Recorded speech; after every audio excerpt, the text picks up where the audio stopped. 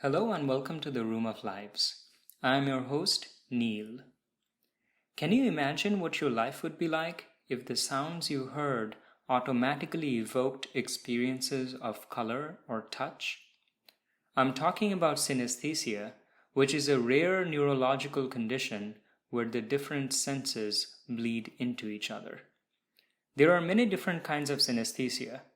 For someone who is a synesthete, letters or numbers may appear as specific colors, or a spatial map of numbers might involuntarily appear in the mind anytime they think of a number. Today, you'll hear Ryan Hannigan, a fellow PhD student in my physics department, give a talk that I organized describing his form of synesthesia where sounds cause different sensations such as color, touch, and emotion. He shares how he found out that he has synesthesia, what it is like to live with it, its connection with psychedelics, and he even takes us on a vivid tour of what each of the musical notes evoke in his senses. If you enjoy visiting the Room of Lives, consider donating ether, dye, or other Ethereum-based coins to abranil.eth. That's ABHRANIL.ETH.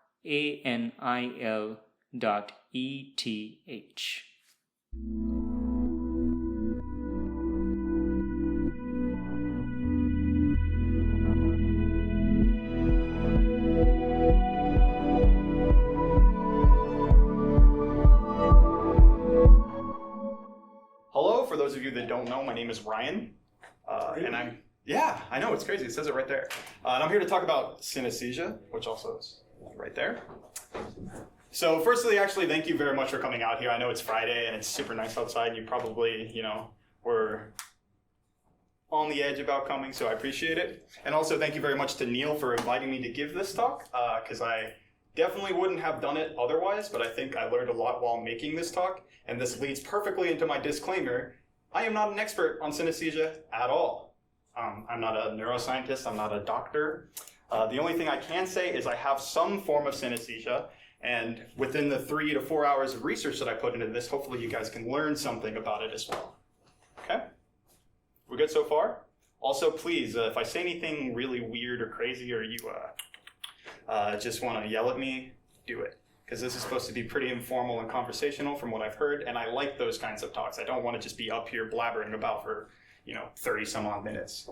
Will you see colors if we yell? Yes, yes, but that's a spoiler, so that's not fair. But so first things first, what is synesthesia? According to Wikipedia, it is the production of a sense impression relating to one sense or part of the body by stimulation of another sense or part of the body. So in layman terms, it means that your senses are kind of all fused together, and maybe you smell colors or you taste words. And it's actually not all that uncommon. 1 in 20 people, roughly, is probably synesthetic. I didn't cite this because I didn't open the paper. I just kind of believed it, and wouldn't recommend. So there are 2 overall forms of synesthesia. The first is projective, which means that you actually see colors, forms, or shapes when you get stimulated. So somebody with projective synesthesia, maybe when they hear a piano, they actually see the color orange projected out into space. And then there's associative synesthesia, where you feel a very powerful and involuntary connection between the actual stimulus and the sense that it triggers. So going back to that piano example, someone just would probably think that pianos sound orange if they had associative synesthesia. Or when they heard a piano, they just thought very strongly of the color orange, but they didn't actually see it floating around in space. There are very, very, very many types of synesthesia. Depending on who you ask, we either have 5 or 21 senses. Anywhere in between is probably right. And I'm only going to be talking about a very small portion, so namely the ones that I have and the ones that I find most interesting. But they all seem pretty neat to me. Wait, so, what's up? You say there are between 5 and 21 types of synesthesia, or? Oh, no, 5 to 21 senses. So the 5 are the basic that we think of when when a human being, when I say 5 senses, you're like, oh yeah, that makes sense. Yeah. But then I Googled it, and there's some other senses that have been published up to 21 but they have very complicated names. In humans? Yes, in humans. Yes, not animals. Yeah, there are more and less depending on the animal that you're talking about. For human beings, the max I saw was 21, which gives you a whole lot of types of synesthesia you could have. So the first synesthesia that I'm going to talk about is grapheme color synesthesia, and this is actually probably the most commonly portrayed in movies and books and things like this. So it means that individual letters and numbers are colored. So someone who had associative synesthesia would just say, oh yeah, A is red, or 5 is purple, and it's just because they associated those things together very strongly and they don't know why. Someone with projective synesthesia, however, when they actually looked at this word synesthesia, they might actually see the letters kind of glisten with the color that they associated with. And this is actually super spooky to me, because I would be freaked out like 90% of the time if this was happening. Spoiler, I don't have this type of synesthesia. Another type is chromesthesia. So the first thing about it, it does have the coolest name. It's like the only one I've seen where it's kind of been combined into one thing, which I like. And it's pretty, intuitive. It just means that if I hear something, it automatically evokes a sense of color. So it's often associated with something called perfect pitch. Does everyone here know what perfect pitch is? No one? Okay. Okay. So perfect pitch is a condition where if you hear a note, you automatically know what it is. So if you hear a musical note, you know what it is with absolutely no reference. So you didn't have to hear something before and get told what it was. Someone could just play a note or sing a note, and you'd be able to know what it was without a reference. And this version of synesthesia is highly idiosyncratic. So actually grapheme, I can't just go back a single slide, I'm sorry. But grapheme color synesthesia, the one with all the characters, it actually turns out that a lot of people think that A is red. And A is like red for people with projective synesthesia and associative synesthesia. But for chromesthesia, it's completely different. What's up? So is it sort of a one-to-one, so A will always be red for people who have grapheme colors? Yes. Well, no, not in the sense that it varies from person to person, but throughout their entire life. So person who has grapheme color synesthesia, they will always think A is red. Right? It won't be like the next day they think A is blue or A is green or whatever, because then that's just, you deciding what A is. What if they learn to write in a new script? In a new script. So it's a grapheme. So graphemes are characters, and it's not actually the letter itself, but the character. So and it could be different for capital A or lowercase a as well. Like capital A could be red, and lowercase a could be light brown or something. So it's very, very specific to the character. But so this varies very much from person to person. So this is the example on Wikipedia, and this is a piano, and each of the notes have a different color, and I'm assuming they just kind of survey somebody and says, oh, what color is C? Oh, it's red. What color is D? Oh, it's C sharp. It's pink, and D is yellow, and blah, blah, blah. But this varies a lot from person to person. And also, this is a picture that Neil put up. I hadn't seen this before, but I really like it, so I felt like I had to put it up here a second time, because this was on the advertisement for the talk, and I'm just like, that looks cool. I worked hard. Yeah. Again, can we give Neil a round of applause, please? Because he honestly, he put in a lot of effort here, and this was something that I didn't expect. Also, I gave him a really bad title for the talk, and he just completely changed it into something. It's without my consent or anything, and I'm just like, that is fantastic. Please always do that for me. So another type of synesthesia is called lexical gustatory synesthesia. So this one's very interesting. So if you hear a certain word, it causes you to experience certain flavors. So someone without lexical gustatory synesthesia would say that tasted spicy. But someone with lexical gustatory synesthesia would say that tasted spicy. Don't worry, it gets worse. Next one's worse. This one's called mere touch synesthesia. So probably you guys have heard of this or maybe experiments very closely related to this. I don't know how I heard of this before, but what it basically is if you see someone else get touched, you feel that touch. And this is very common, a lot of guys probably experience this, if you ever see a YouTube video of somebody getting kicked in the groin, maybe you feel oh man, oh. I think we all have this in this video. Yeah, exactly. So that's, I would say, a very weak form, but I think, what's up? How is that different from just memory association? The first time you get kicked in the balls, Because I think this is more of a genuine feeling, right? And I think that the people that actually have mirror touch synesthesia, their brain scans, and the only study I've read actually was like 1 person and 8 people that didn't have it, and the 1 person who had it, when he watched people get touched, he had a completely different brain scan. Obviously, I'm, like I said, not an expert, but it was a completely different response when he saw somebody get touched or saw somebody get poked or something like that. So it isn't just a memorization of like what that felt like what it feels to get touched, because when I do this, I don't think anybody's anyone? Do you feel this? But that was a good question. And that kind of gets back to something that you and I have talked about a lot, which is, what is this thing? I feel your pain, bro. Has a completely different meaning. And also, this is not as much of a joke, but people that do have mirror touch synesthesia are highly empathetic. They couldn't find, most people that have this thing are also very capable of feeling emotional pain from other people as well. And it's not about touching mirrors, and this is why I said it got me. Number form, this is actually the weirdest one to me, but I had to include it because I love numbers. Basically what happens when you think of numbers, like when I think of numbers, I probably think of like the XY axis or something like that, and just kind of numbers living there. But people with number form, when they think of numbers, this thing kind of gets projected out into space. Not this thing specifically, but just kind of a map between all of the numbers that you think about normally. And some of the interesting features of this thing is that if you look at the 12, it kind of looks like a clock right there, like the 12 is at the top of a clock. And then similarly here, it kind of forced the 12 to be at the top of the clock. I said he, it's probably a she because women are more likely to have synesthesia than men. But because maps. And this is my favorite type of synesthesia, called ordinal linguistic personification, or OLP. And all this is you associate maybe a number or a weekday or a month with a personality. So in other words, 2s might be evil, or Januaries might be a rambunctious child who is always getting in trouble from the older months, or something like that. It can get very specific, and I was reading a lot of stuff where people were describing these things, and they had paragraph-long things just to describe, Thursday. And it's pretty interesting.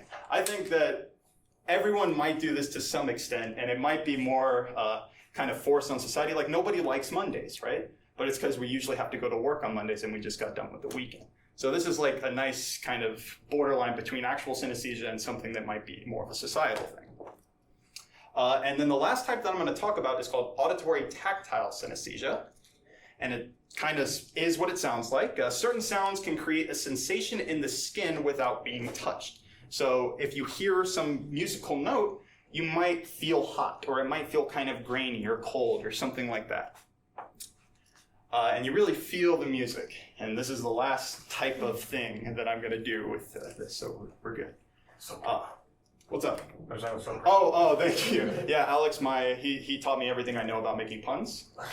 So I'd like to attribute, if you didn't like them, don't hurt me, hurt him. And if you did like them, congratulate me. So when you hear a beautiful harmony and it raises goosebumps on your arm, how about something different? I don't know enough to say that for sure. I think that that could be possible, but is that the same thing, or is that a different thing? So, spoiler, I do have auditory tactile synesthesia.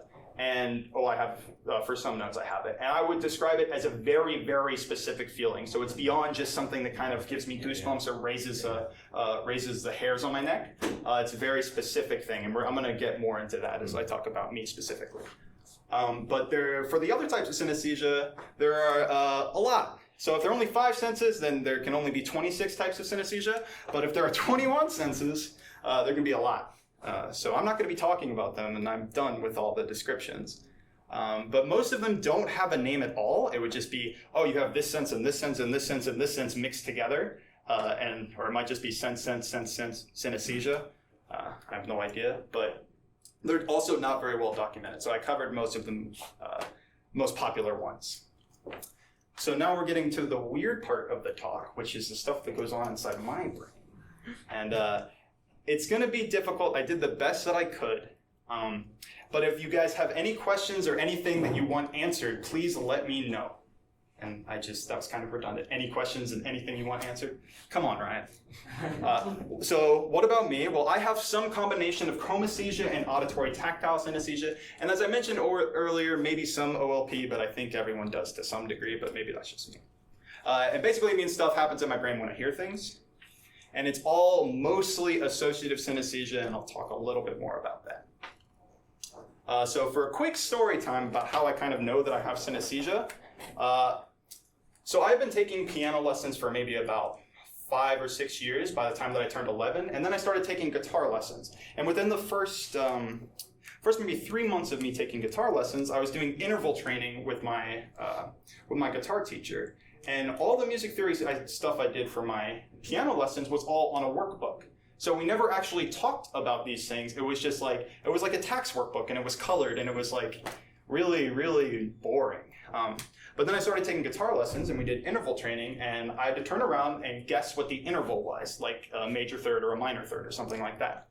And my guitar teacher played a C and an A, and I said, oh, that's a C and an A, but I didn't know that it was a minor third. I just knew it was a C and an A. And my guitar teacher was like, how did you know that? I was like, doesn't everyone know this? Because all the way up until that point in my life, I had thought that everyone could do this because no one had talked about it, and I had no reason to assume otherwise. Like, no one is, it seems everyone is insanely good at music around me, and they're all really good at piano, and they're good at, especially my piano teacher at the time, she could like play stuff by ear really, really well. So I just assumed that she also could, just when she heard a note, she could play it instantly. Turns out that's not the case, and my guitar teacher said, oh, you might have perfect pitch. And that's what I mentioned earlier. And so he told my parents about that. And then roughly like 3 or 4 months later, I'm in a psychiatrist for a completely different reason, for ADHD. And I kind of offhandedly mentioned this thing to my psychiatrist, and he says, oh, you probably have synesthesia. And that's my origin story, and I've had it ever since, and I had it before then, and that's really it. But I have been diagnosed, but this was like, there's not much about it. It's not harmful in any way. You don't take drugs for it. It just kind of happens. So about the perfect pitch, I'm going to do a demonstration just so maybe you believe that I can do what I say that I can do. And for that, I'm going to have my wonderful girlfriend, Elena. I can't talk, saying the word girl. So what she's going to do is she's going to play a note on this piano here and have it projected up to you guys. And then I'm just going to be facing that way, and we'll do maybe 5 notes, and I'll just tell her what the notes are, okay? And this is what perfect pitch is, but not necessarily what synesthesia is. Okay, I don't play the piano, so y'all will have to help me with it. I'm not a good person for this. A. D. B flat. F sharp, sorry. D. A again. Oh, sorry. No, it's okay. We've already played. Yeah, we're good. So, as you can see, I'm actually faster at some than I am at others, and I'm going to explain why I can do that in the next couple of slides. Okay. How do we know you've not rehearsed this? So after this talk, I invite anyone to do it, and I can also do 2 notes at a time every single time. It just takes me a little bit longer, and then 3 notes at a time. If you sat there with me for 5 minutes, I could do it. It's just really hard for me to separate out in my brain. So for a quick explanation, like I said, I have auditory, tactile synesthesia, and chromesthesia, which means when I hear those notes, there's something being projected in my brain. It's not actually, I said projected, which was probably the wrong term to use because I mentioned projective synesthesia. This is mostly associative synesthesia. But when I hear these notes, something happens and I'm just able to be like, oh, that's a C or that's a G because that thing happened in my brain. So it's memorization, but not of the sound of the note, but of the color that it kind of represents or the feeling that it represents. So when you hear a certain note, there's some color associated with that, and that's Yes. what's helping you Yes. zero in on the Yeah. pitch. But it is not just color, and we'll talk about it. So what these next 12 slides are going to be is each of the notes on a piano, and what happens. The best artist rendition, and I'm the artist, which is the worst possible thing, but is the best representation I could give of what happens inside of my brain when I hear those things. Okay. So this is a C. And it's very cloudy. And the best way I could describe it is if you imagine that you were flying through, like literally flying through the clouds. So it's very dynamic. I didn't want to put an animation because that would take too much time. But imagine what you would see as you were flying through the clouds, and also imagine what you would feel. It is very wet and cold. It's the best way. And that's kind of the auditory tactile synesthesia part of it. So C sharp is yellow and grainy like sand, and it's imagine how you would feel if you just, took off all your clothes and rolled around in sand, basically. That's the best way. It is, these two feelings they're not that strong, and that's kind of why I say it's more associative. And maybe it was stronger when I was younger, and I'm just remembering what it feels like. I'm not entirely sure. So Ryan, what's up? are you feeling it now? Yes. Even though you're talking and Yes. concentrating on doing Yes. something else? Yes. So we'll talk about the side effects of synesthesia in some time. Wow. So this is a D. It is just red, and that's all I can say. It has no personality, has nothing. It's just straight up red. It's kind of hard for me to pick out because it is so boring for me. And that's kind of why when she played the Ds, I was a little bit longer. What's up? So if you play a D, do you want to start a fight with somebody? Yes. No, because D is not angry, and we'll talk about this actually, because we're gonna get to a note, and people are gonna be confused. But we're gonna get to this note, and it's very confusing. So this is E flat, okay? And the best way I can describe it is that it is brown and orange, and it's constantly as if you were looking at the surface of a cliff as you were falling, and I am also kind of get a feeling like I'm losing my stomach. And the best way to describe that feeling would be if you were in a VR of a roller coaster and it went down. So you're not actually experiencing, what's up? I'm sorry, I should have interrupted that, but can you No. generate these with your own voice? No, I cannot. But I can sing these notes. So that's also a great question, and I think it has to kind of do with what Lanny's question was as well, in some weird way about focus, which is. So do you have any other colors or sounds that evoke motion? Just E flat. That's, as I mentioned before, oh God. What have I done? I've ruined the slide. But as I mentioned before, the C was cloudy and there was motion associated with it, but not like a physical thing. I'm not feeling it. I'm just seeing kind of what you would do, and then the feeling of the wetness and the coldness. And then the C sharp as well, where it's kind of, if you think of Brownian motion with the grains of sand or something like that, and then the feeling rolling around in it. But E flat is very weird in that it's a much more genuine feeling. But okay, we're good. We're back. So this is E, and it's just gray. And so E is also very boring for me. And I think actually this is probably the most associative one. Because for people that know things about music, this C is actually the same shade as the colors of C. And C and E are played together very often. It's probably the most common major third, because C is the most common major key. And I think maybe something's going on there with that, but I'm not entirely sure. Like I said, I'm not an expert. I'm sorry, could you explain? I didn't quite catch that. Okay, so Why? if we go back to the C, Mm-hmm. you see the C is gray and white. And E is the combination of those colors, but it's completely static. I don't feel anything. And C and E come together very often in music. So if there were any argument for this being more of an associative synesthesia than anything else, and maybe just a learned habit, it would be that this is the same color and those two notes kind of come together very often. But that's literally, like I said, I'm not an expert, and I probably shouldn't have even said that, because if there are people in here that know more about synesthesia than me, they might be upset with me. They're like, this guy doesn't know what he's talking about. This is an F. I couldn't animate the shaking, but it's very shaky. It's in your face, and that is the best way I can describe it. It's louder than the other notes, but it's not actually loud. What's up? How do you associate whatever this color is, some shade of violet, with shaking? It's literally no. When I say there's motion associated here, and this is it's rippling or something like that, or oscillatory. There's some motion in my brain associated with it, but not the E flat motion, just straight up, just the projection in my brain is what happens when I see this thing. It kind of helps me discern from this guy, which the colors are very the colors are very similar, but F sharp is much more flowing and sad for me. And so the motion is completely different, but the color is the same. So is it sad by virtue that it's a sharp or a minor, or is it sad because it's a note by itself can't be a sharp or a minor, right? So that's That is not, and I'll actually talk more. I'm not just like throwing you under the bus or anything like that, because there is a note that is A, and it's very sad for me. But when I say F sharp is sad, I just mean sadder than F, which kind of helps me, along with the flowingness of it, that helps me discern it from F as well. Like I said, this is very difficult, right? Because I have stuff going on inside my brain. I'm just drawing pictures that I didn't really animate very well, because I didn't animate them at all. So this is G.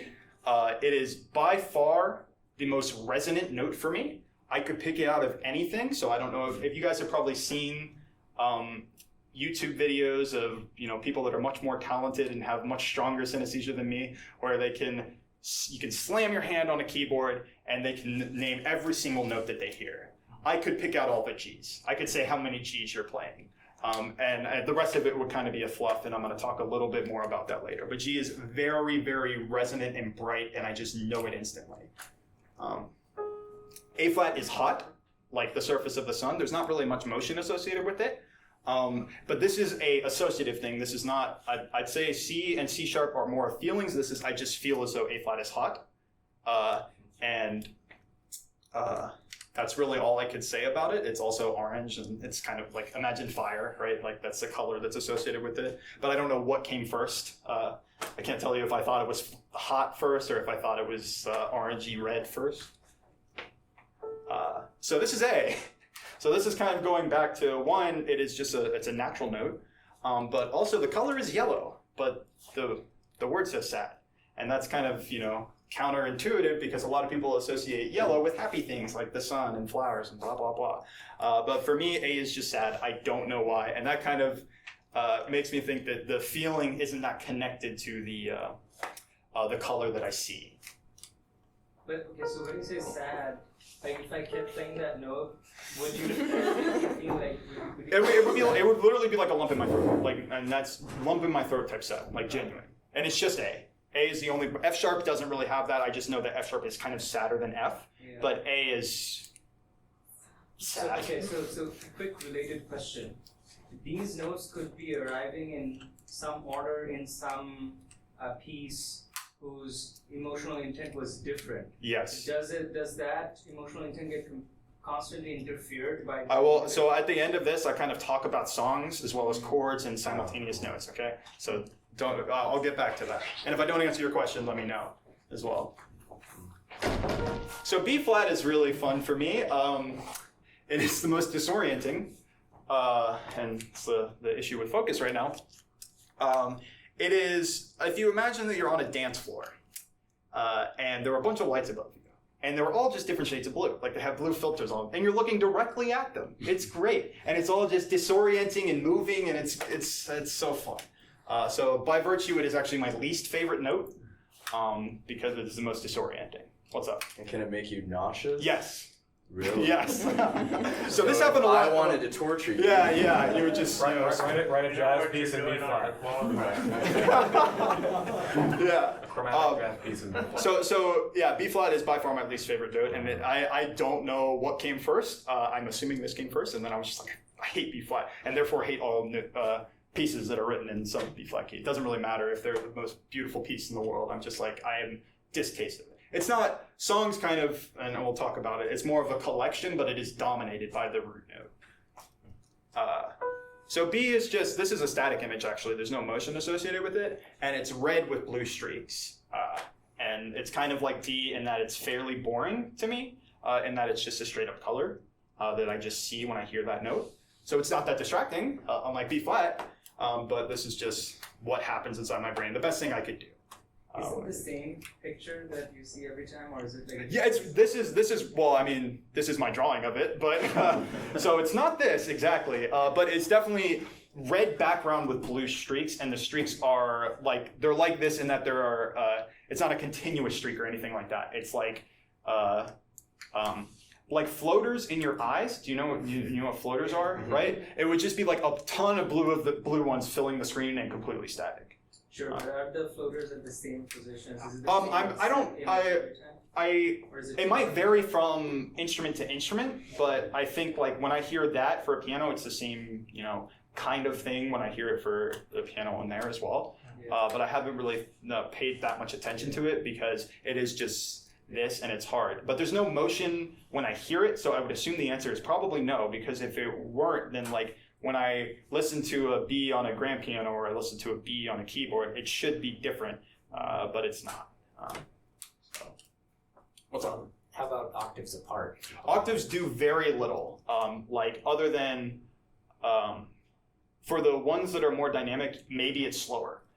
That's the best thing I could say. Like I can definitely tell what octave something is, but I think that's more of a learned habit. But it's the same color and things like that. So in-betweeners, and no one's asked this question yet. So what happens if I'm directly in between a note? So I'm directly in between a C and a C sharp. What goes on inside my brain? So this is the best example I can give. How many people have seen this image? Okay, cool. So the idea behind this image is, depending on who you are and what day of the week it is and how hard you really try, you can either convince yourself that this woman is rotating clockwise or she is rotating counterclockwise. And a couple days ago when I was playing with this frequency thing and I just put it directly in between, using the 440 tuning, if people know what that is, I put it directly in between a C and a C sharp, and I could convince myself it was a C sharp and feel the things associated with the C sharp, or I could convince myself it was a C and feel the things associated with the C. And if I move the slider in any direction, the feeling from the C just completely dominates. And I do know, like if I'm listening to a sharp C, but not a C sharp, I know that it's a sharp C, but the image is the same, so that's more of a recognition type thing. Like that's more of a memorization type thing. But it's not a smooth transition. There's a discontinuity, actually. We're physicists, right? There's a discontinuity between each note. So back to the question that Neil asked, what about songs and chords and simultaneous notes? So songs are overwhelmingly the color or feeling of the root note of the key that they're Ryan, I didn't understand that. So if you're in a in-between note, yes. Does it kind of fluctuate back and forth? No, it's in the same way that when I look at this picture, I'm not fluctuating back and forth between thinking it's clockwise or counterclockwise, but if I really focus and try to see it counterclockwise, I see it, and there's no preference either. It's literally like if you guys, the most recent example is it's like all kinds of optical yes. rivalry things, and they usually kind of flip-flop back and forth between one and the other. Yeah. Depending on how you're feeling that which day. Processing circuits yes, yeah. out, one gets tired and the other. Yes, exactly. So you don't have something like that. No, it would be but it's not instant like you described. It's not a constant oscillation, and I have some control over it. But in the same way that when I look at this for the first time, right, just not thinking about it, look at it for the first time, it's either going to be clockwise or counterclockwise, and I can't tell you why. And it's not going to swap, but sometimes it does just randomly swap between, and sometimes it's, if I'm listening to it. Yeah, yes. Flips in and out. Yeah. And that's the best example I can give for in-between notes. What about relative minors? What do you mean by that? Like, so Stairway to Heaven is in the key of C, but it starts on the relative minor for the key. Yes. Do you hear the C or the A? The A. The A. Okay. And I think that's mainly because the intro is in A minor, but I don't, and like the solos are in A minor and things like that, that are like that. So it is like the most common note in the thing, probably. Like if it is some sort of. So it's not really the root, it's just whatever the most like. Yeah, for me, yes, yeah. The most thematic note would probably be the better thing to say. And also, spoiler, because I haven't actually said that. So the best example I could give for songs is Led Zeppelin's Stairway to Heaven, where the song is, it's A minor, or is C major, as he said, they're relative. For me, that song is sad, both because it's in a minor key for most of it, so it's a very sad song, but it's also in A. A is sad for me, and every single time I think of that song, it is just washed with yellow. It is like everything I could imagine about that, there is a shade of yellow associated with it. And I think that is just and not like, that's me thinking about it. Me actually listening to it, it might just be like I'm dominated by the yellow from the A's. But as I think of the lyrics of it and things like that, most of the stuff is just kind of over a yellow filter, or things are just yellow for no reason. Basic chords are very similar to this. What's up? I was going to say, when I listen to it, I become sad because I remember that they didn't write it. Oh! Yeah, I'm not actually a huge Zeppelin fan, so haha, I don't care. No, that's fair. But so basic chords are very similar. But there's more influence from the other notes because songs can be all over the place. But if I listen to C major, it's dominantly well, C major is a terrible example because E is gray and G is kind of beigeish white and C is also white. So if I'm listening to that thing, it could just be the perfect combination of all of them, but it would just see itself as a C anyways. But I'd say C minor is like I have a small feeling of the E flat in there, but it is mostly dominated by the C. And if people don't know what I'm talking about, I'm just describing you have chords, and hopefully most people know what chords are, and there are root notes in those chords, and those are the things that kind of define the chord up to a point. And I'm saying those are the things that I feel or see the most when I listen to them. So more complicated chords, I just said major and minor. There are a lot more types of chords than major and minor. They're usually a mess for me in that I can't discern outside of, like I said, G's I got them. Right? If there's a G there, I see it. I've got it instantly. But listening to a bunch of stuff at once, it's very hard for me, and it's mostly just like white noise or gray or fuzz or something like that. It's like, oh man, if we go back to my little B flat example, it would be like that, except all the colors and just flying in my face. It's obviously it's disorienting for anyone because if somebody's smashing a bunch of keys together, it probably doesn't sound very good. But I also can't really do much with it. So side effects may include difficulty focusing. So this is the part that Lainey asked a question about. I think there is always a process going on in the back of my head that is dealing with this. And I can always think, and people's voices also have this, right? When people talk to me, there is like I said, because of a voice is a beat, right? Which is just a ton of frequencies together, which you can imagine just being slamming your hands on the keyboard. And so it is, but everyone's is kind of a different flavor, and it still happens in my brain, even though I can't make anything out of it, I can't do anything with it, it still happens. So when people talk to me, a lot of the times I lose focus because I'm caught up by the overwhelming, whatever it is, the feeling or the projection of this mess in my brain. And I've gotten much better at dealing with it now that I'm older and it's more dull. What's up, Neil? Is this related to the ADHD that you saw there? Yes, I believe that it is, though. The ADHD, like these were separate things. I was at the doctor for ADHD, and I offhandedly mentioned this, but there's no way for him to have known exactly what was going on inside of my head.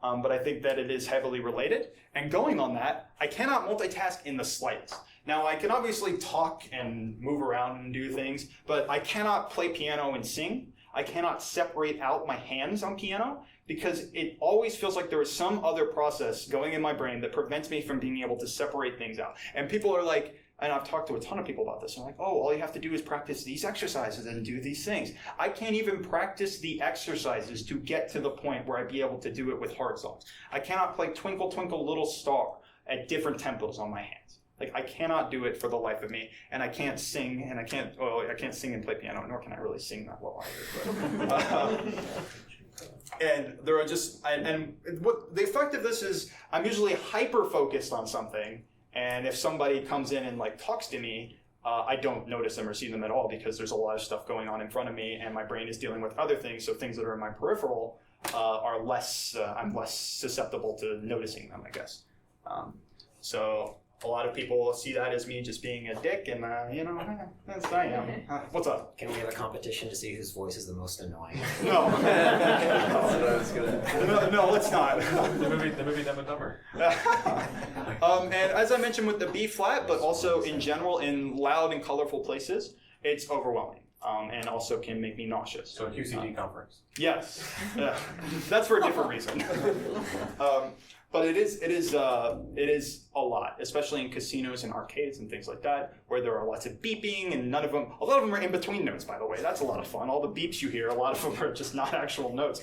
And so there's the process of what Lanny mentioned, maybe something trying to swap between, and it's happening all the time, and also it's very bright, and maybe there's a B flat somewhere, and it's disgusting and it's difficult. So I don't spend very much time in casinos or arcades. What's up? So when you say colorful places, you don't mean you associate the color with the note as well. So if I show you red, you won't see a D. No. It's the D that makes you. That is, and also I should have mentioned that way before.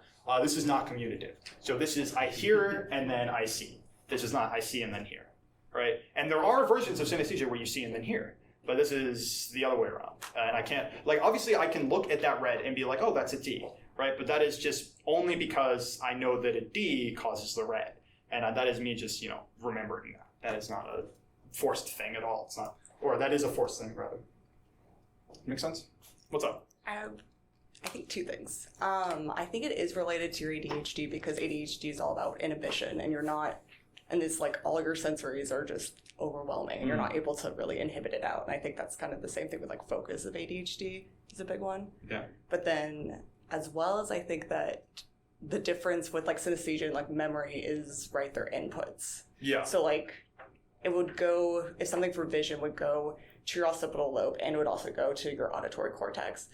While like if you're remembering something, it would just go to your occipital lobe, and then it would go to your cerebral cortex, and you would remember it. Yeah, and so this is like how that they. way. That's a good point, and that this is how they discern people that actually have synesthesia, especially the projective synesthesia, with people that just have memories like this. And I haven't had my brain scanned, so I might just be making all of this up, and that's also completely fine. But hopefully, it's an interesting presentation, anyways. So here's some fun facts about synesthesia. Also, this is some nice. It's like the gray of the slide. It's the side effect. There's a side effect. It's actually possible to develop synesthesia suddenly. I don't know how. I just read this. So maybe you take too much LSD, and I'll talk about that in the next thing. And it just permanently screws with your brain. So it is more common in women and left-handed people. But for the women statistic, what's interesting is that was from like a 2003-2004 study, and they found it was 3 times more likely in women than men. And then there was a study from 2015 that said, oh no, that's all bullshit, there's no female bias. But I chose the more interesting thing because there's 2 published studies. I'm going to pick the one that's more interesting. It's like, oh yeah, there's no bias between men and women. No, we'll say it's 3 times more likely in women. So people like yeah. So like I mentioned, if you took too much LSD, you might develop synesthesia suddenly. But people who take LSD often experience many symptoms of synesthesia while they're tripping. How many people have no?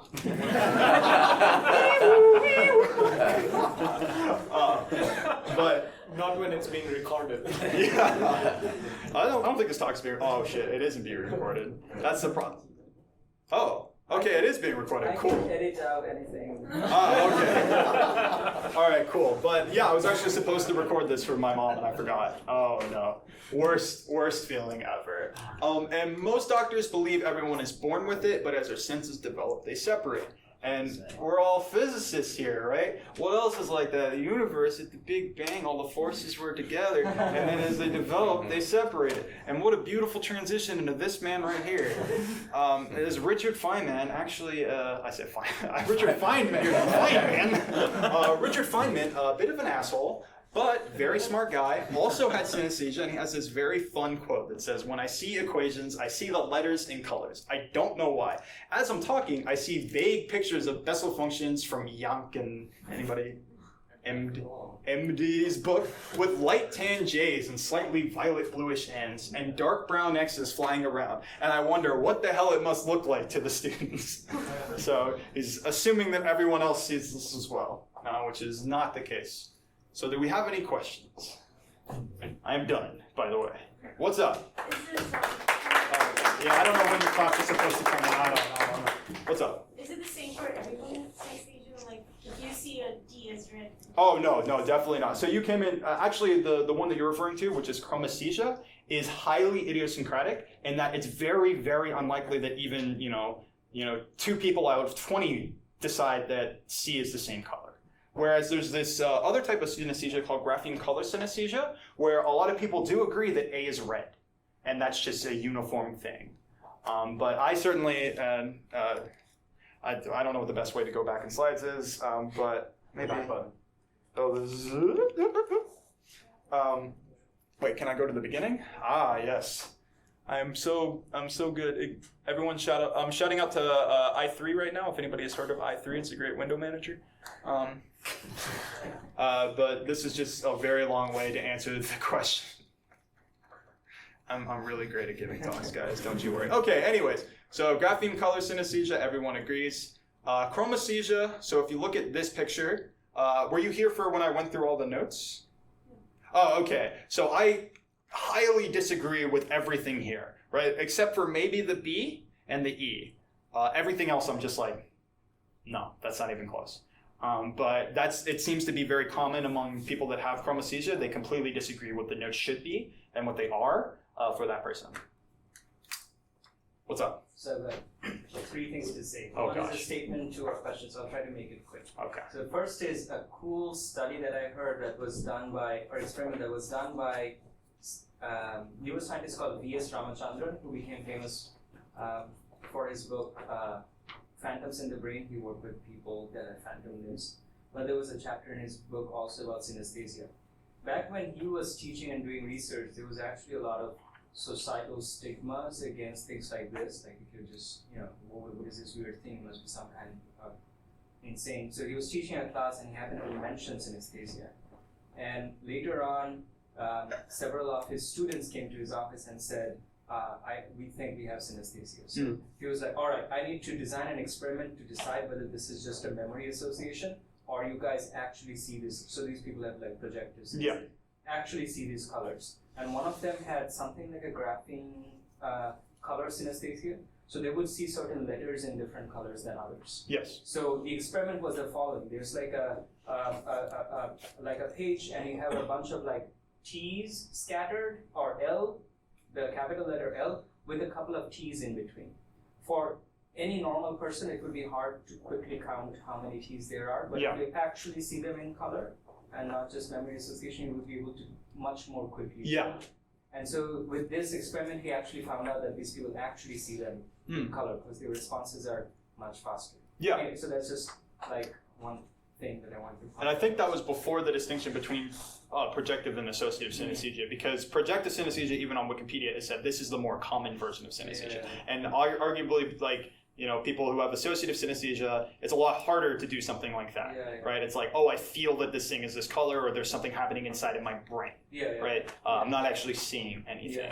So it is interesting. I think with the auditory tactile, like, I would bet that there is something going on for specifically for me with the C and the C sharp. The E flat is I have no idea, but and so the first question that I had has to do with like graphene to whatever else synesthesia. If you imagine that synesthesia is a actual like cross wiring of different parts of the brain that are responsible for different senses, you would imagine that kind of wiring happened, like you were born with it and it was not separated. But graphenes or letters like capital A, small a, these things are something that are learned at a very young age. So what's going on with that? I'm sorry, hold on, let's go back. Hold on, guys. There was a disclaimer at the beginning of this, right? I have no idea what I'm talking about. That is incredibly interesting to me, though, and it kind of supports. I am not a firm believer of this is something I was born with. I think maybe I was born with the capacity or something, but this is something that had to, because I didn't know what a C was. And as I mentioned, the in-between notes are very specific. It's not a smooth transition. How old were you, or what's your earliest? The earliest memory is as far back as I can remember, which is Louisiana, which is, oh right, that is not a good context for you guys. That was when I was like 3 or 2, so and it was just hearing songs in cars. When you were 3. Yes, and it's hearing songs in cars and things like that. And like I have like songs that I haven't heard in 20 years that are colors, and I could tell you what their colors are, right? And I think that is. Kind of counter to what I said, but also it just seems weird to me, especially with the graphene color. Things are eventually taught, and so there has to be some combination of maybe you're born with something, and then there's something that learned that kind of causes to happen. What's up? I also have a quick comment and then a question. So with you and music, we don't really have the opportunity of going and finding a new note that you've never heard before and seeing what it does to you. Yes. But with someone who does this letter thing, you can imagine teaching them a new language or just any non-Latin alphabet and seeing how, like, whether or not it comes on in the new script, or how gradually it does, or if at all. I'd be interested in seeing that. I don't know if you've heard anything. So a comment about that is, like, Feynman's quote right there was very specific, right? He said, I already forgot the light tan J's and X's and W's or something like that. He only had 3 letters there. And from that experiment that you just described, it also sounds like maybe it's just the teeth or something for that person. It doesn't have to be every single grapheme has this association. So again, that kind of goes along with the learn thing. If something happened while you were learning it that allowed, this sensation to be brought about. But that would be a very interesting. You show somebody a brand new character, a brand new thing they've never seen, and if it looks dissimilar to anything they've seen before, I would imagine that nothing happens. That would be my bet. Yeah, it seems like. But he has a question. Question. Sorry.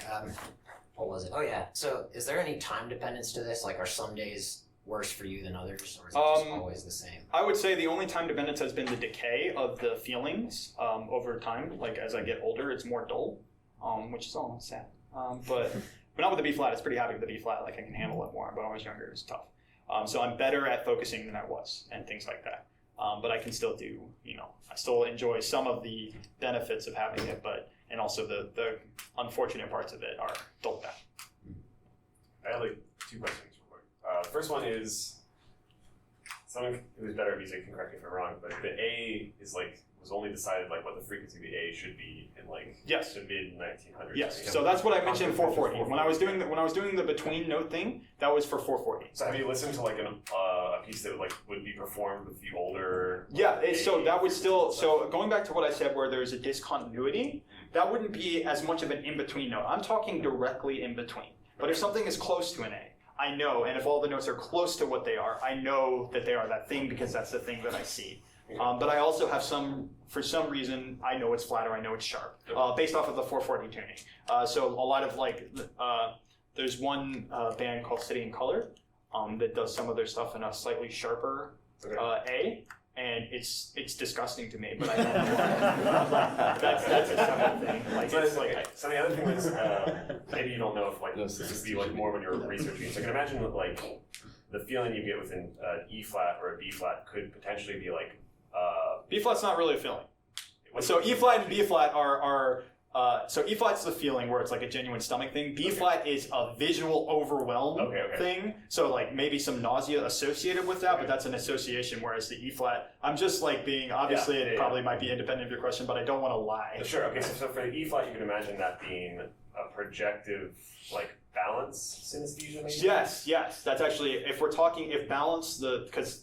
If we say we have more than 5 senses, one of the most common things extended beyond 5 senses is our sense of balance, right? So it very well could be something like that. Okay. So I was trying to figure out, because it seemed like with maybe I'm just not thinking about it well, the term projective would be, I can only think about them in terms of senses that we experience consciously, sight, sound, color. Yeah. But something like proprioception, where your body is in relation to other things. Yeah. I was trying to think about what projective synesthesia would be with that specific sense, and I couldn't really. Are some forms of synesthesia more likely to be projected? Did you see any Oh, certainly. I mean, graphene color synesthesia is probably people, and that's it's the OG synesthesia, and it's existed since before probably this idea behind associative synesthesia came up, and that's a newer thing. So people, if I said I had associative synesthesia, some people might be like, you don't have synesthesia, you idiot. But projective synesthesia was the original synesthesia, and that was mostly with the graphene color synesthesia, the most common example of it. And those people were straight up, as Neil mentioned, they're picking out the T's, they see the color associated with that T. But yeah. Is anybody, also I'm going to ask you guys a question. For the ordinal linguistic personification, does anybody do that in here? Because I genuinely feel like it's a very common thing. No one does that. Nobody likes the word moist. Yeah, no one likes the word moist, right? That's more of a societal thing. We all have it. Yeah, everyone's got it. It's the association with some order type thing, like a number or a weekday or a month, with a personality. Not the common stereotype, Monday blues. Yeah, not something like that. You're right. Like I said, we're all kind of like that as a joke, but that is obviously a societal imprint. If everyone loved Mondays, then we wouldn't think of that thing as sad or upsetting or whatever. So if you ask me, I have colors and personalities and genders associated with. I have colors associated with letters, genders associated with colors, and personalities associated with numbers, but I know that this is not really synesthesia because I think I kind of came up with these things when I was a kid, and some of it has to do with the little blocks of letters that I was playing with, and so the letter color association comes from that. But I don't know this would. Yeah. So this is why it's such an interesting thing because that happened to you when you were a kid. You were learning about these things, and the people with grapheme color synesthesia, where they're actually projected. If they're shown a brand new character, like I said, I feel like you if it's not like anything, you would just think it's black, right? So the question is, does at some point it just turn into a color for you, even at 30 years old or something like that? And I don't know the answer, but I think that would you then say that is synesthesia or that is something that is learned? And I have no idea, but it's very interesting. I think it's a very interesting condition. So what about totally abstract things? Like thoughts are purple. Would that be something that falls in that category? What is the sense associated with thought? Conscious, like, do we consider consciousness a sense? I mean, it's a good question, and I feel like if there are 21 senses, maybe that's one of them. So then I would imagine there is a sense. Well, if we consider it a sense, then there is an association with it. Like a certain thought is like, but how do you characterize thoughts? Like, what are the elements in the set of thoughts? Right? That is a very difficult thing. Where I can say, what are the elements in the set of colors? That's a very easy thing for me to define. But thoughts it's very abstract, so I don't know. I think in the sense where you said before, when you take too much LSD, or some abstract things become colorful in a way. Yes. So I can't experience it. I can't speak to it either, Joe, so I don't really know. My attorney on the other Yes, hand, my attorney could address that. Yeah. That's why you like UCB. But yeah, I would be interested in something like that, because I don't because the synesthesia definition has already changed recently with this new edition of associative synesthesia, and maybe that goes into a different set for abstract things, like very abstract things. But I'm not sure. That's all I got. Any other questions? Yeah, you mentioned sorry. But either one, I'm not assertive enough. Go for it. Okay. Does this mapping remain consistent throughout the Oh, yes. As far as I can remember, A has been yellow and things like this, and it's like never. And I wish I could remember when this happened initially, because I believe that at some point something happened that caused this to happen. But I can't do that. I just know that A is yellow, right? It's weird. What's up? Do you have any associations with percussive sounds? Yes. Because I mean, in the same way, any percussionist people in here? You can tune drums, right? Those are notes, right? Like it is a G. And then there are percussive sounds like claps and whatnot. There are sometimes flavors, but a lot of the time I say flavors in the worst sense because this is a talk on synesthesia. Shouldn't be using that word. But there's something there if it is dominated by the frequency that like a G or something. I would be like, oh, that sounds like a G. So it still maps to the fundamental pitches? Yes, yeah, it still does. It's just mess in the same way that slamming your hand on the keyboards is a mess.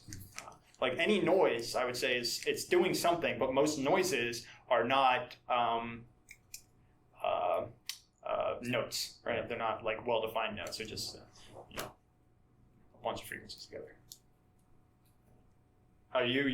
What's up? So you mentioned in passing that there are pros and cons, or there's advantages and disadvantages to having this. Can you give a funny story or any example really? Okay, you already have one in mind. No, I'm just looking at. So when I was in high school, I was a bit of an egomaniac. So I at some point I might have said, "Hey, I'm Ryan. I have perfect pitch." And then my sister's boyfriend Blaine has made fun of me since, because I did say that a decent amount. Not to different people, but as I encounter people, I'm like, "Hey, I'm Ryan. I have perfect pitch. That's the cool thing about me." Now I try and keep it on the down low because. It is, a lot of people ask a lot of questions about it, and it's great, but it's also time consuming. And I haven't really, so this is another thing. I would not, like I mentioned earlier, I would not have given this talk had Neil not messaged me, and the only reason that Neil knew about it is because Matt, the graduate advisor, told him, and it was in my statement of purpose, which is something that's supposed to be fairly, I don't think we're supposed to be flying around other people's statement of purposes saying, "Hey, this guy." That's one of the early lessons you got from being in this department. Yeah. Not something ever. Well, to be honest, that only happened because I was pestering Matt to give a talk. Okay. He was deflecting. He was like, "Oh yeah, go talk to Ryan. You like neuroscience, right? Go talk to him." Yeah. So, but. For actual stories, I mean, the guitar teacher thing is interesting to me because it means my piano teacher was literally just kind of threw me, because the two ways that we would do music theory is she would put me in on a computer, and I would like play these little game things. And like make music and like what note is this, and it would be on the screen, and it was just like, oh, that's a C. But it would also play the note, and I would know that it's a C. But I'm like, why is it showing me it on a staff that it's a C when it's also playing the note? But I never I'm a kid, I don't really care about these things. So my piano teacher is kind of at fault, and I quit piano lessons very shortly after the guitar thing because I'm like, yeah, this is I don't think that's okay that my piano teacher went so long without noticing something like this. It means that she just like kind of didn't. Maybe she didn't care. I don't know. But I don't really have that many interesting stories other than I threw up in a Wendy's once due to a constant off-pitch B flat that was just with a ringer. And that happened while I was also it's by the skate park, and I was also like, tired and looking for water and things like that. So it's not like the worst feeling in the world or anything like that where I just have to throw up. But if there's something that's close to me, like if I'm close to throwing up anyways, and then a B flat, especially an out of tune B flat comes through, I'm gonna feel it. And so, yeah. What's up? Okay, so you don't have to answer this question. What? You don't have to answer this question. That is not a great way to start a question. See you guys later. But so have you ever taken psychedelics and seen what it is? No, I genuinely haven't. I have smoked weed before. Did you inhale? Oh God, the thing. And like it is very, very strong for me, and maybe it's just like a tolerance thing. But I do have like some. If I shut my eyes, like it's crap. Like if I'm listening to something and I shut my eyes, it's insane. Yeah. It's like it's indescribably overwhelming. Even no matter what I'm listening to, it's not really a function of having a lot of B flats in it or something like that. Yeah. I don't find that too surprising.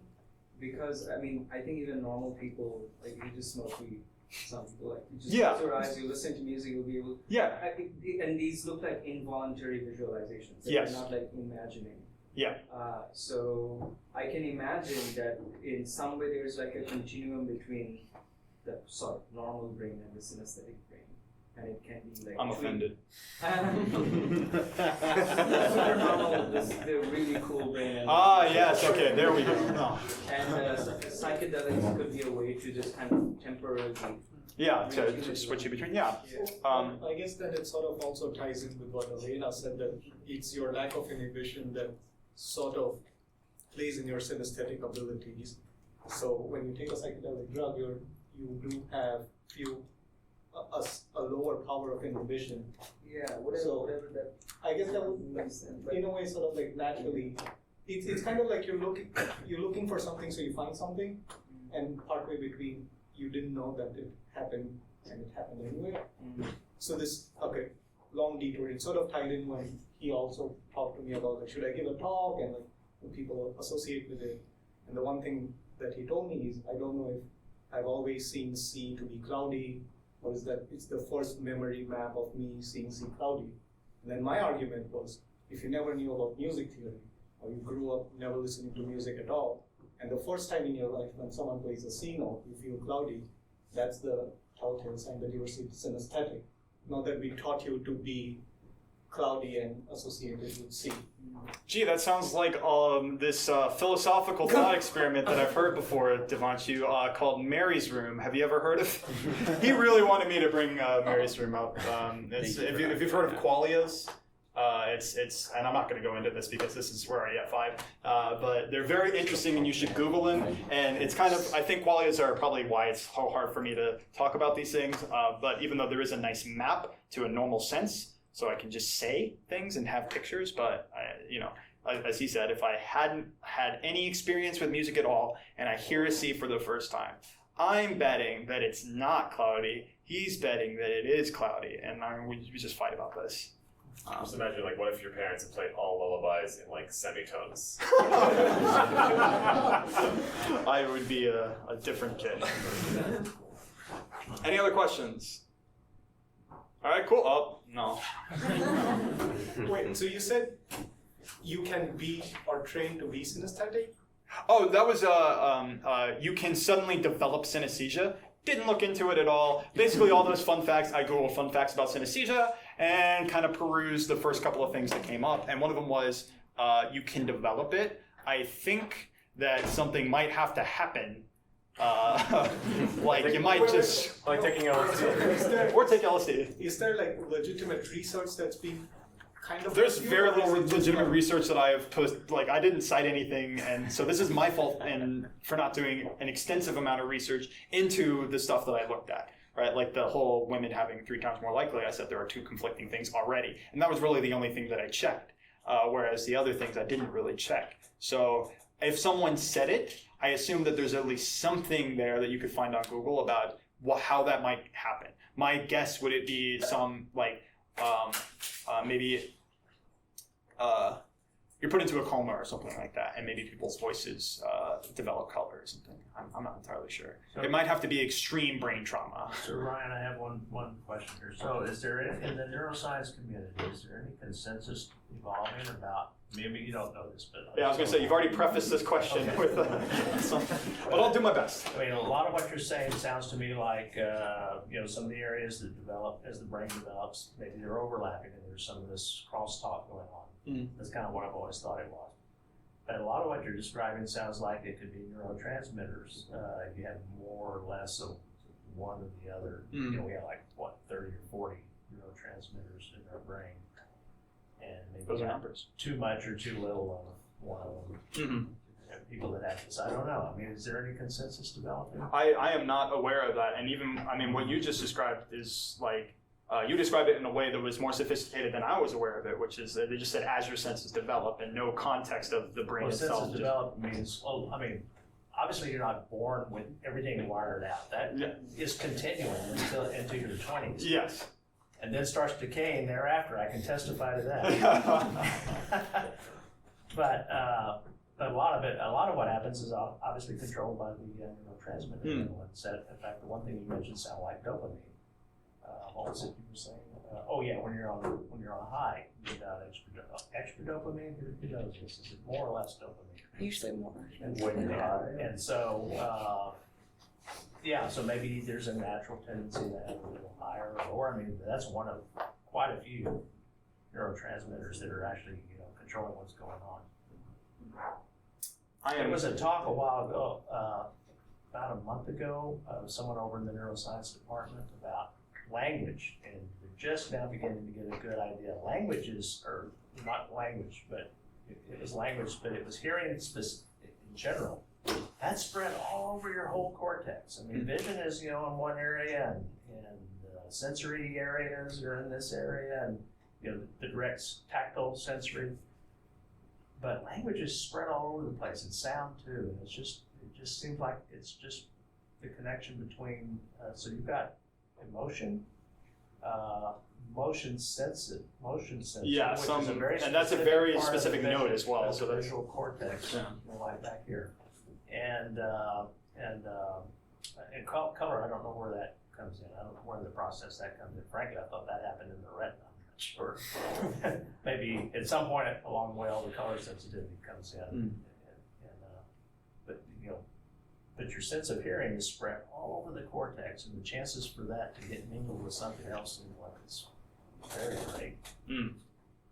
So I don't know, but that could be, again, is it because, and it's not everybody's wired the same, obviously, and so there's a little variability. There's some general patterns that are pretty much the same for everybody. So I just wonder if this seems like an extraordinary opportunity to get a little bit of a check on how the brain is wired up. Yeah, I'm happy to get my brain hooked up to something and help people figure this out, because it is incredibly interesting. Brain out and dissect. I'm not so happy about that. I'll say I would like my brain to remain intact, and I would like to get paid lots of money. Blaine, I saw you had a question? Oh, I was just going to build off what he said about developing synesthesia. I've had a few people in the music world talk to me about developing perfect pitch, and the new technique now that people are trying to do is like take each individual note and like associate a certain feeling with it, and just like keep telling yourself, this F sharp feels really sad. Really sad. That was me, actually, yeah. Does that really work? I mean, I don't know. I can't attest to that, but I have no control over A being sad, right? And that's like the one, like I said, that's the most emotional. Most of them aren't. Like I said, F sharp is sadder than F. But A being sad is like a definitive characteristic of A for me, and I did nothing for that. Like I had no like, oh yeah, I think A is sad. Oh yeah, I think A is sad. And this is like one of my earliest memories is A being sad with respect to synesthesia. And I'm pretty sure yellow as well. But that is like, So for people who are trying to develop perfect pitch or synesthesia, what would be your advice to them? Is it a good thing or bad? So I think like the brain is very powerful, and I think that idea, if you fully committed to it, if you fully like just every time you just listen to an A and then saw a sad picture, listen to an A and watch the sad video, and you did that repeatedly, I would bet that every time you heard an A, you would get something. It might be very light.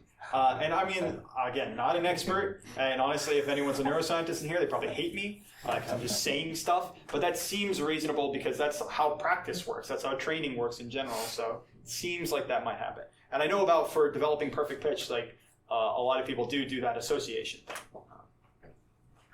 I haven't heard the association thing working for perfect pitch, but a few musicians that I do know that have a really good sense of relative pitch and are also like fairly familiar with their vocal range can use like where their break is or sort of like where certain notes feel in their voice to be able to then like go from there to the interval that they're hearing and kind of get like a rough mapping of where the pitches are. They don't have perfect pitch though. Yeah, and putting an emotional thing behind it helps you like submitting that.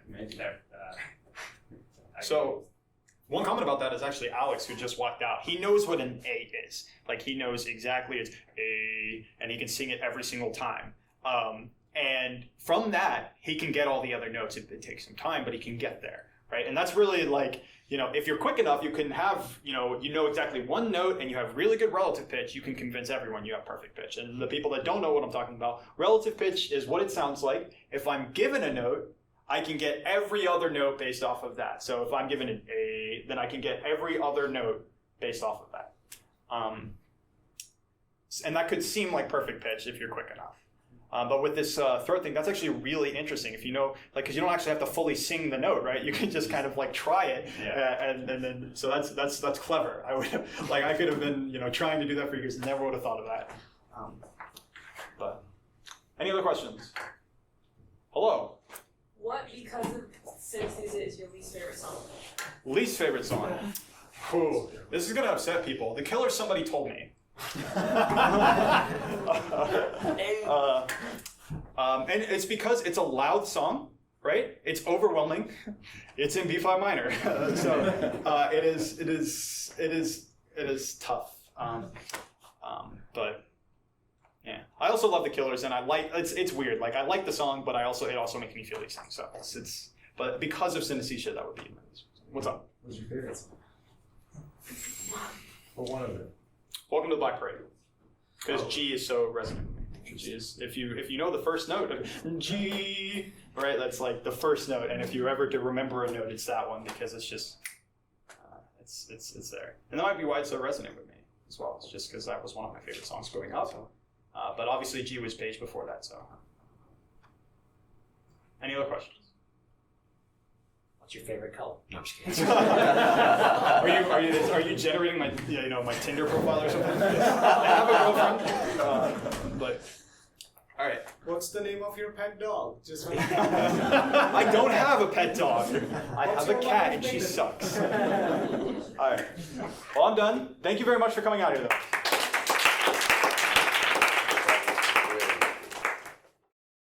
Thank you for joining us today in the Room of Lives. Take care until we get to hang out again.